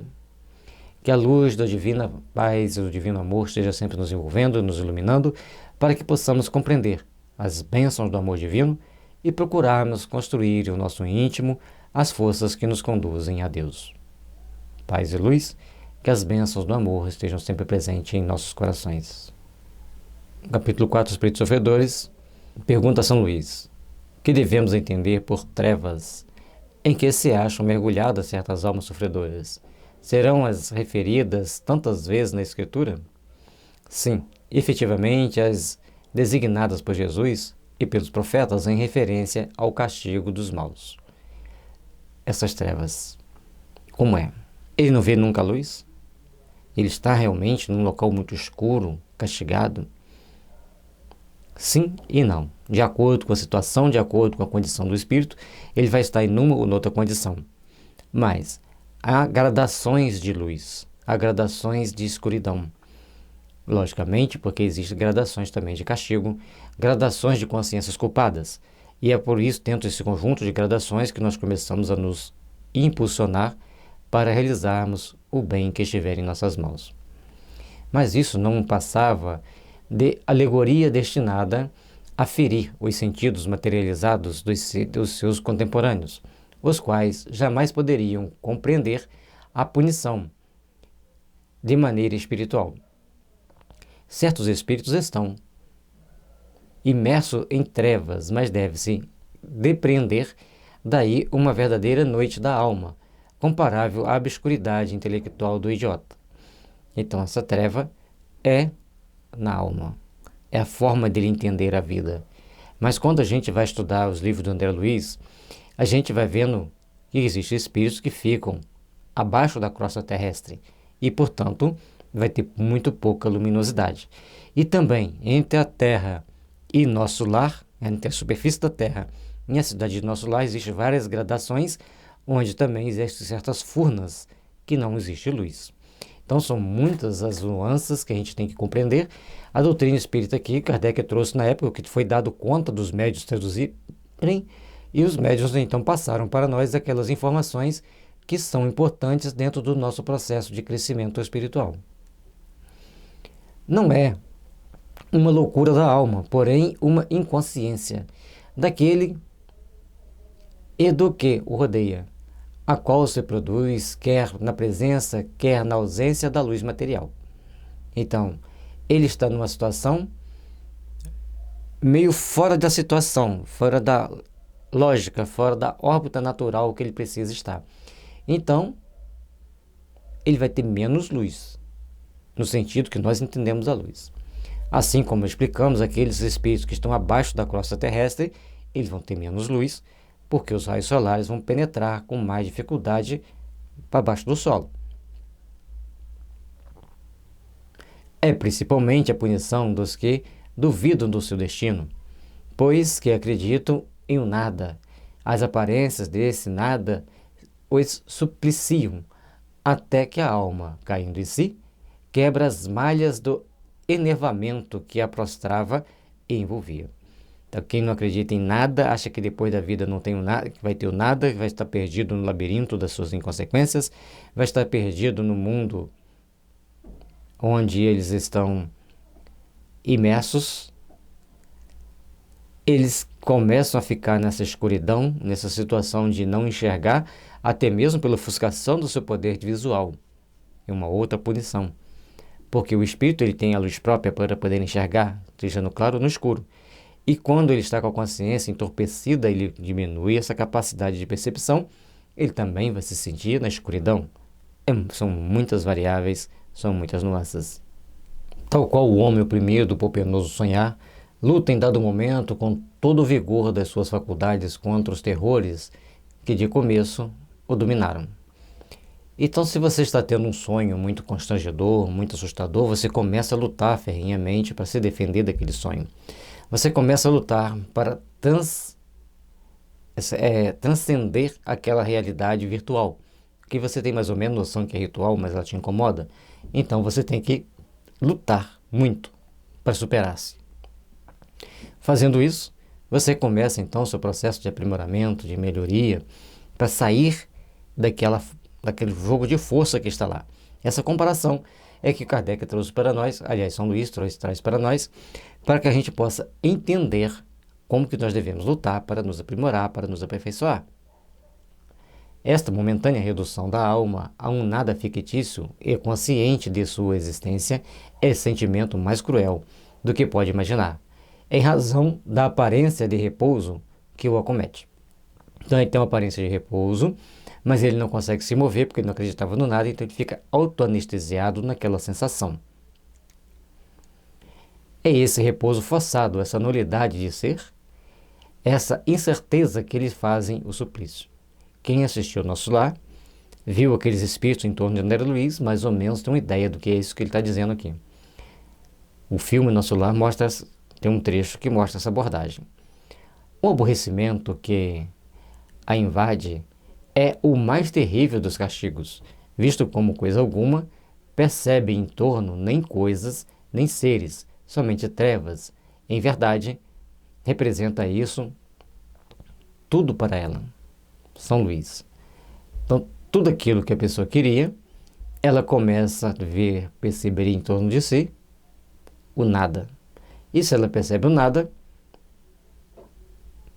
ela começa então a passar pelo desespero das provações, de buscar intimamente se fortalecer, de buscar intimamente se corrigir para melhor edificar as forças do amor e do bem. Procuremos então trabalhar para nos fazermos melhor, procuremos então trabalhar para edificarmos as forças que nos conduzem ao Pai. Fazendo isso, começaremos então a edificar o bem, edificar o ideal superior da alma, que nos conduz ao Pai e que nos dá a oportunidade de crescer e de rever nossos atos. Que as bênçãos do amor divino estejam sempre nos impulsionando, nos iluminando, para que possamos então estarmos sempre buscando compreender melhor o mundo transcendente, o mundo dos espíritos. A terceira etapa das comunicações de Claire. Claire, eis-me aqui. Também eu posso responder à pergunta relativa às trevas, pois vaguei e sofri por muito tempo nesses limbos, onde tudo é soluço e misérias. Bem, quem já leu Obreiros da Vida Eterna, Missionários da Luz e Libertação vai entender perfeitamente o que ela está dizendo aqui. São locais onde os espíritos ficam em sofrimento. Eles não percebem senão aquilo que eles querem, normalmente são suas dores internas, e têm raiva daqueles que trabalham para o Cristo, têm raiva daqueles que trabalham para o bem. Sim, existem as trevas visíveis de que fala a Escritura, e os desgraçados que deixam a vida ignorantes ou culpados depois das provações terrenas são impelidos à fria região, inconscientes de si mesmos e do seu destino. Então, está aqui na Terra, não cumpre aqueles que são aquelas situações previstas para se cumprir perante a justiça divina, chegamos no plano espiritual de forma desgraçada e culpada, e além do mais ignorante da realidade que vamos encontrar. Passou pelas provações da Terra e vai sair diretamente impelido para regiões frias, inconsequentes de si mesmos e do seu destino, passando por sofrimentos, passando por amarguras e muitas vezes aumentando em si mesmas as revoltas em vez de procurar se corrigir, ao invés de procurar se redimir perante Deus pelo arrependimento e procurar a reparação pela prova expiadora ou expiação necessária ao seu processo de regeneração. As provas e as expiações tanto se passa aqui como no plano espiritual. A diferença são as formas com que ela é experienciada pelos espíritos. Acreditando na perenidade dessa situação, a sua linguagem é ainda a da vida que os seduziu. E admiram-se e espantam-se da profunda solidão. Trevas são, pois, esses lugares povoados e, ao mesmo tempo, desertos. Espaços em que erram obscuros espíritos, lastimosos, sem consolo, sem afeição, sem socorro de espécie alguma. A quem se dirigem? Se sentem a eternidade esmagadora sobre eles? Então eles não conseguem dirigir ao Eterno Pai, que eles acham que vão ficar eternamente naquela situação. Na maioria das vezes foi dito a eles que eles iriam ficar naquela situação eternamente. Então torna-se necessário o espírito fazer o seu processo de aprimoramento, de rever-se e de procurar reedificar as forças do bem em si mesmo. Tremem e lamentam os interesses mesquinhos que lhes mediam as horas. Deploram a ausência das noites que, muitas vezes, lhes traziam num sonho feliz o esquecimento dos pesares. As trevas para o espírito são a ignorância, o vácuo, o horror ao desconhecido. Não posso continuar. Claire. Então, todas as vezes que ele está na ignorância, ele cai naquele vácuo de sentimentos, naquele vácuo de ideais superiores, devido à arrogância que cultivou aqui na Terra e perdeu todos aqueles prazeres que o corpo oferecia, ele começa então a entrar no mundo dos espíritos com toda uma revolta. E muitas das vezes a revolta se amplia e ele perde as oportunidades brilhantes de crescer para Deus. O objetivo do espírito é crescer para Deus. O objetivo das encarnações, da nossa vida aqui, da nossa estadia no plano espiritual, é crescer para Deus, adquirindo moral e ética, para conseguirmos estabelecer as metas que nos conduzirão ao Pai. Ainda sobre este ponto, obtivemos a seguinte explicação. Por sua natureza, possui o espírito uma propriedade luminosa que se desenvolve sob o influxo da atividade e das qualidades da alma. Poder-se-ia dizer que essas qualidades estão para o fluido perispiritual como o friccionamento para o fósforo. A intensidade da luz está na razão da pureza do espírito. é uma outra explicação, isso aqui é bem consentânea, bem consistente. Se o espírito tem a luz e conforme ele vai se depurando, ele vai aumentando a sua luz, num momento de ignorância e revolta, ele vai condensando essa luz. E aí ele vai ficar numa condição opaca. Ele não vai conseguir ter a luz que o faz enxergar naquele mundo onde ele está. As menores imperfeições morais atenuam-na e enfraquecem-na. A luz irradiada por um espírito será tanto mais viva quanto maior o seu adiantamento. Assim sendo, o espírito, de alguma sorte de seu próprio farol, verá, proporcionalmente à intensidade da luz que produz, do que resulta que os espíritos que não a produzem acham-se na obscuridade. Se é como um pirilampo, ele está lá no meio da noite. Se ele não piscar aquela luzinha, ninguém vai vê-lo. Se ele piscar aquela luzinha, ele vai ser notado.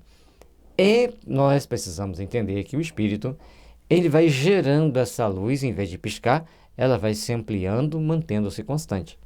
E uma forma da gente manter essa luz constante, manter essa luz brilhante, é reforma íntima, reforma ética e moral, e principalmente o hábito da oração, o hábito da caridade, o hábito de fazer o bem e o hábito de olhar para os outros e reconhecer seus sofrimentos e respeitar as suas dores. Esta teoria é perfeitamente exata quando a irradiação de fluidos luminosos pelos espíritos superiores é confirmada pela observação, conquanto você não possa inferir, seja aquela a verdadeira causa ou pelo menos a única causa do fenômeno primeiro, porque nem todos os espíritos inferiores estão em trevas. Segundo, porque um mesmo espírito pode achar-se alternadamente na luz e na obscuridade. Então, temos que prestar atenção nisso. Nem todos os espíritos inferiores estão em trevas, porque às vezes ainda não tomou consciência e os médiuns videntes vão vê-lo com certa luminosidade. E eles vão estar sendo alternadamente na luz e na obscuridade. Então, vai ter várias nuances, várias possibilidades para o espírito. Não podemos fazer uma afirmação firme, é desse jeito. Existe sempre muitas possibilidades. Mas nós temos que entender que quanto mais evoluído é o espírito, mais luz ele tem, mais percepção também ele vai ter. E terceiro, finalmente, porque a luz também é castigo para os espíritos muito imperfeitos. Se a obscuridade em que jazem certos espíritos fosse inerente à sua personalidade, essa obscuridade seria permanente em geral para todos os maus espíritos, o que, aliás, não acontece. Às vezes, os perversos mais requintados veem perfeitamente, ao passo que outros, que assim não podem ser qualificados, jazem temporariamente nas trevas profundas. Cada um com a sua particularidade. O mundo espiritual é cheio de particularidades.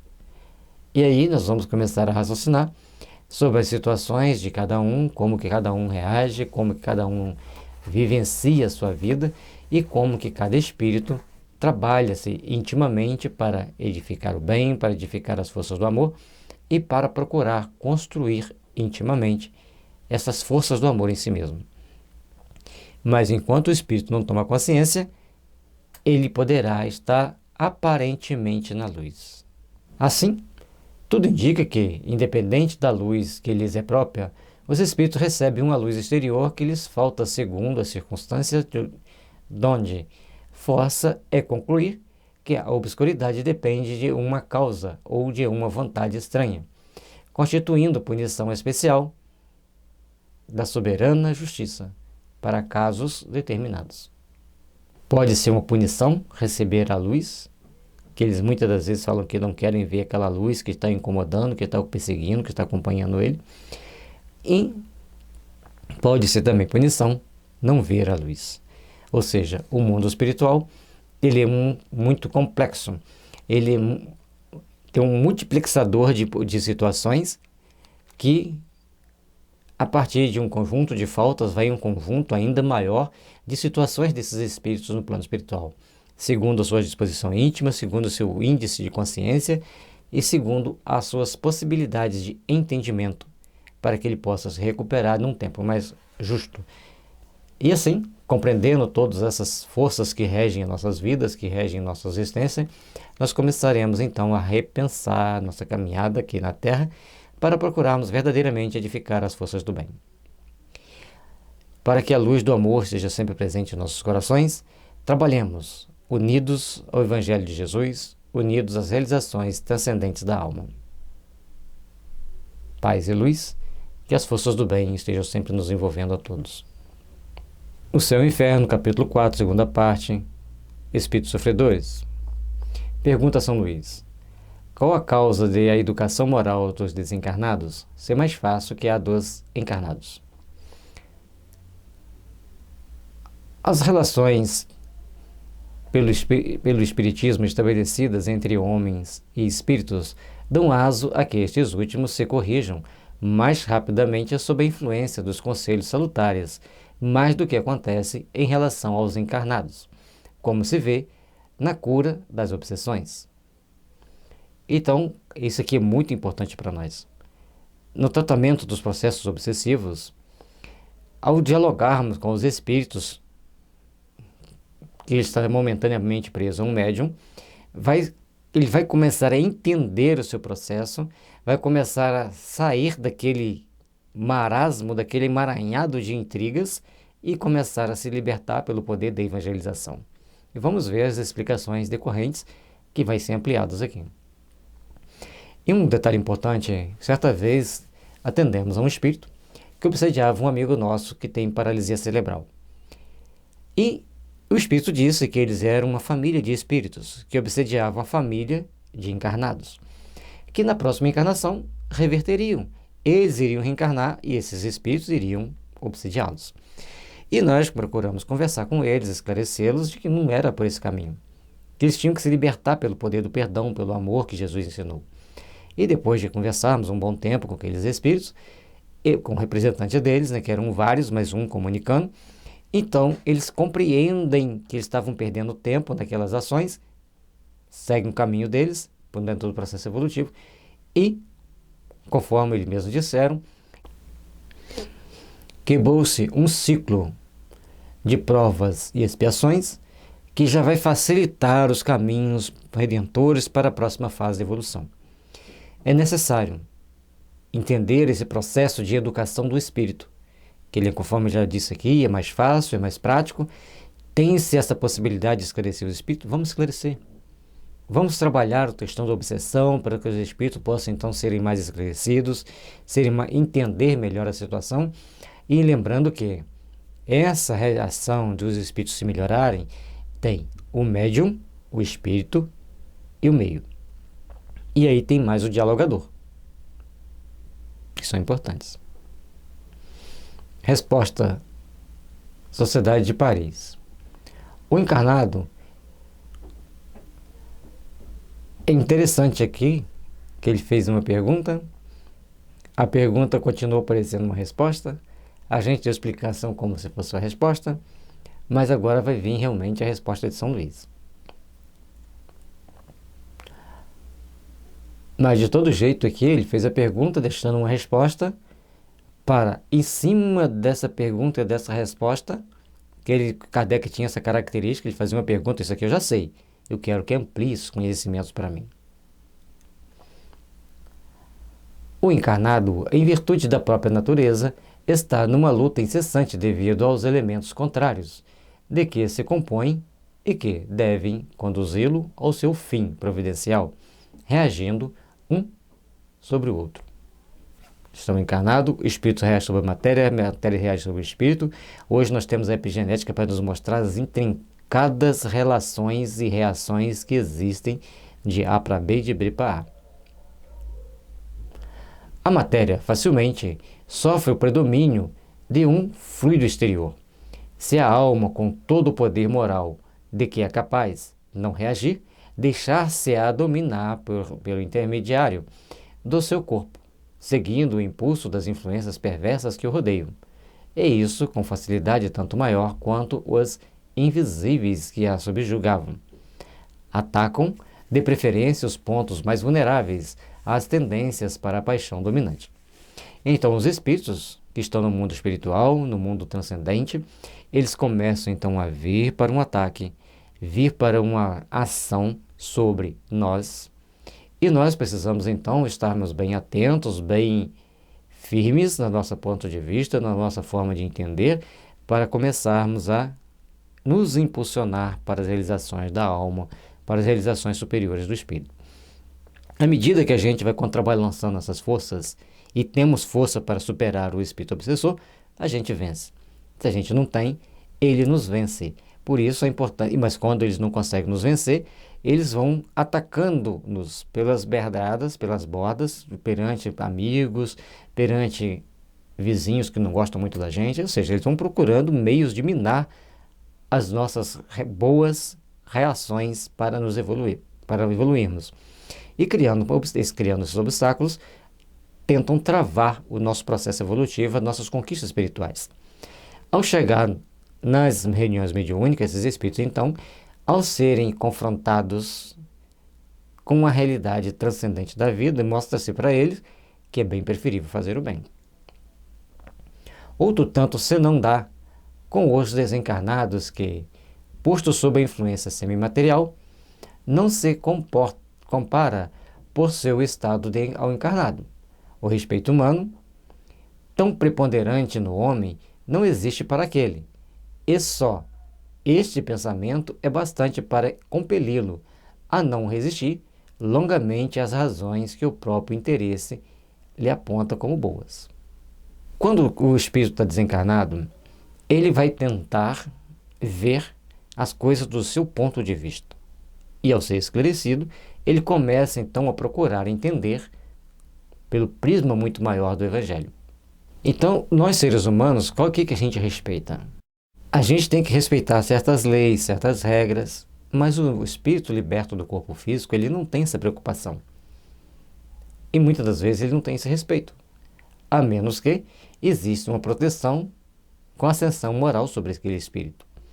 E a partir do momento de que isso acontece, ele começa então a passar por sua transformação. Mas, quando na maioria das vezes, o espírito que quer atacar alguém que está encarnado, ele vai agir mais ou menos livre, ele vai sentir a influência do espírito em um meio que ele terá que reestruturar seus conceitos. Porque quando ele tem o deparar com as suas ideias com alguém que está raciocinando de uma outra forma, por um outro ângulo, ele começa a ter que pensar duas vezes. Ele pode lutar, e o faz mesmo, geralmente, com mais violência do que o encarnado, visto ser mais livre. Nenhuma cogitação de interesse material, de posição social, se lhe antepõe ao raciocínio. Luta por amor do mal. Porém, cedo adquire a convicção da sua impotência em face da superioridade moral que o domina. Então, os espíritos obsessores, primeiro ele toma um choque anímico quando ele vai para a comunicação mediúnica. Depois ele vai deparar com uma razão, com uma lógica diferente da dele, pautada no Evangelho do Cristo, que vai fazer forçosamente ele se modificar. Porque o espírito, quando recebe as palavras iluminadas do Evangelho, ele também se ilumina. E é importante a gente lembrar que ele, depois de uma comunicação mediúnica, ele nunca mais vai fazer o mal. E aí a gente vai dando novos passos, vai caminhando novamente para um aprimoramento, para um aperfeiçoamento, para que a gente possa crescer, estabelecer entendimentos e compreender a necessidade evolutiva que temos conosco.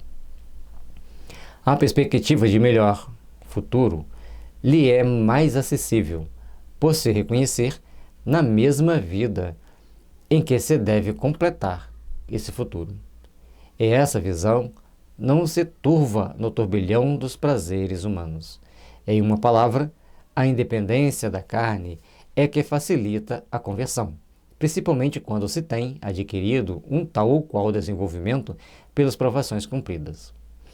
Quando você mostra para o espírito essa perspectiva do futuro, e se ele continuar fazendo mal, o futuro dele vai ser meio complicado. Se ele parar de fazer o mal, seu futuro vai ser mais interessante, vai ter menos sofrimento. Então, a gente mostra para ele que os prazeres do mundo não são tão interessantes conforme aquele que ele está tentando passar para nós. E aí, Para os seres humanos, ele fica muito preso a essa visão do prazer do mundo. Mas para certos espíritos, eles se deslancham, eles se deixam levar para outros pontos de entendimento, onde ele vai ter novas compreensões, novos meios de encarar-se a si mesmo. Em uma palavra, a independência da carne facilita a conversão. Por isso, quando ele vai a gente vai mostrando para ele que o encarnado tem que cumprir uma etapa do seu processo provacional e que ele vai passar por experiências tais quais ele inflige no encarnado, ele começa então a entender que ele tem que modificar, que ele tem que tomar outros caminhos, buscar outros meios de entender a vida. Um espírito inteiramente primitivo seria pouco acessível ao raciocínio, o que, aliás, não se dá com o que já tem experiência da vida. Demais, o encarnado, como no desencarnado, é sobre a alma, é sobre o sentimento que se faz mistério atuar. Tentar trabalhar o sentimento do espírito, convencê-lo dentro de uma razão, de uma lógica, de uma razão que ele vai ter que compreender que ou ele muda, ou ele vai arcar com as consequências daqueles atos. E muitas das vezes eles tentam usar uma lógica desconstrutiva conosco. Você está tentando me forçar. Mas por que você também está tentando forçar o outro a ir por um caminho totalmente ruim? E não se conduz um prisioneiro para a cadeia dando-lhe uma flor. Normalmente coloca-se uma algema, porque ele cometeu um crime. Então algema-o e leva para a cadeia, porque senão ele vai fugir. Da mesma forma, aqueles espíritos ali, eles têm que entender que eles estão fora da lei e tem uma regra rígida que eles terão que cumprir. Toda ação material pode assustar momentaneamente os sofrimentos do homem vicioso, mas o que ela não pode é destruir o princípio mórbido residente na alma. Todo e qualquer ato que não vise aperfeiçoar a alma não poderá desviá-la do mal. São Luís. Então, tudo o que nós temos que fazer é procurar fazer naquele espírito um despertar para uma nova realidade, o despertar para uma transformação íntima. E cada um de nós vamos ter o ponto sensível, vamos ter o nosso ponto de mutação para que a gente mude as nossas condutas, o nosso ponto de vista. E muitas das vezes a gente ouve as mesmas coisas, mas um dia essa mesma coisa soa diferente, porque quem falou de forma diferente. Todo o princípio, toda a luta para a gente se aprimorar, toda a luta para que nós venhamos nos melhorar, nos aperfeiçoar, está em nós mesmos, está em procurarmos fazer o bem possível, em edificar e construir as bases do amor que nos leva ao Pai. E agora nós vamos para o próximo capítulo, que é sobre os suicidas. No site da FEB Editora você encontra este e muitos outros livros que irão te ajudar a iluminar o seu caminho. Paz e luz, que as bênçãos do amor divino estejam sempre nos envolvendo. Deixe seu like. Inscreva-se em nosso canal. Compartilhe com seus amigos. Ajude-nos a trabalhar na divulgação do bem.